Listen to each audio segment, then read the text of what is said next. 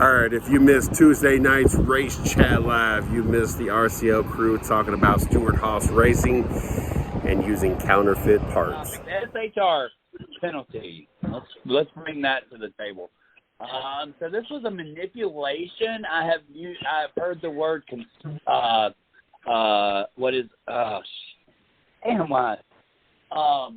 counterfeit. Counterfeit is the word that I was looking for. I haven't heard a direct explanation yet. I'm not sure if we will have any. But this seemed like a pretty severe penalty, and this was one of those penalties, unlike the Lovers or anything like that. There is no question that there was something wrong here, but the question is was it Denny Hamlin brought up a great point on his podcast. He said that this could have been something that was supposed to be used for a show car, and it got accidentally put onto a race car. Now, whether or not that would be a performance advantage. How does that happen?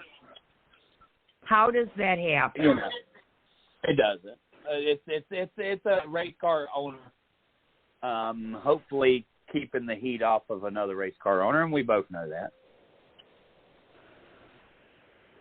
They tried to manipulate something. They got caught, and they got handed a hell of a penalty, guys.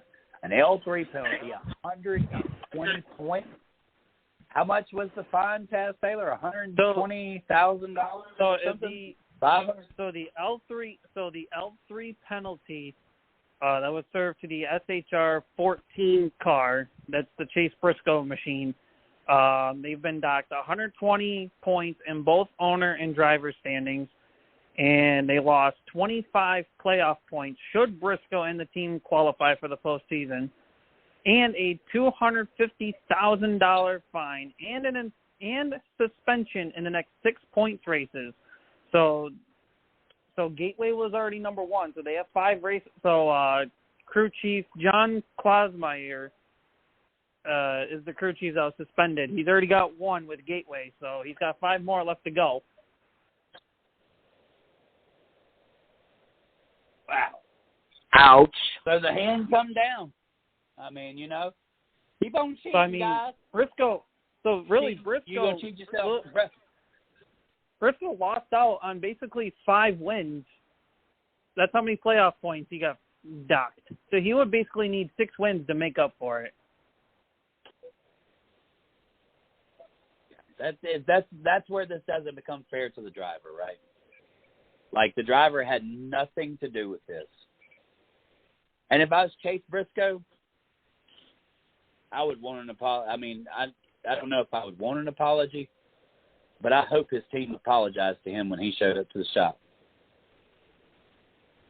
Because puts the driver in a hole especially since they decided not to appeal it. Right. So they're accepting defeat no matter what. Like, there's no doubt that this was probably something that they got caught doing.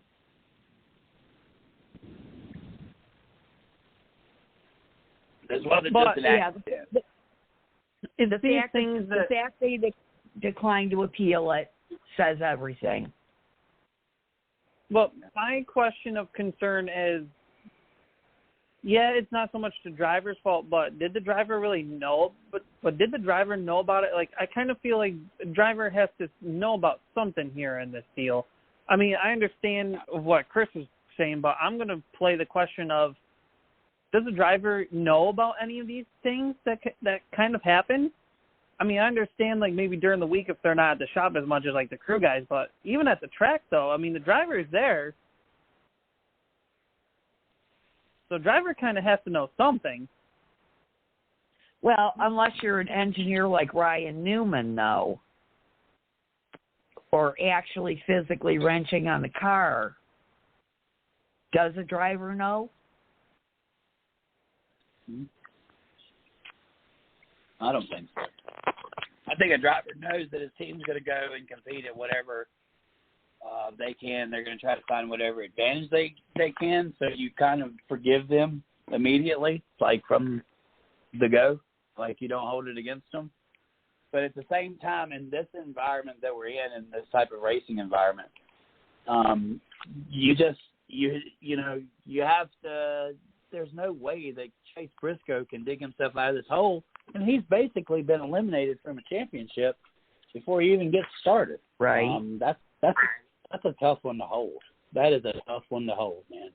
And we've seen it last year with Brett Keselowski's penalty and how bad that was in RFK. SHR isn't doing any better statistically than RFK was last year. So. The BK penalty still pisses me off because, I'm glad NASCAR fixed the wrong with Colleague, but I still find it BS. Unless there was something on the Brad Keselowski deal last year in comparison to the Colleague-Hendrick deal for this year, or unless it was like a different part of the car, whatever. But I still find the whole BK thing from last year BS in comparison to the Hendrick-Colleague deal that got overturned.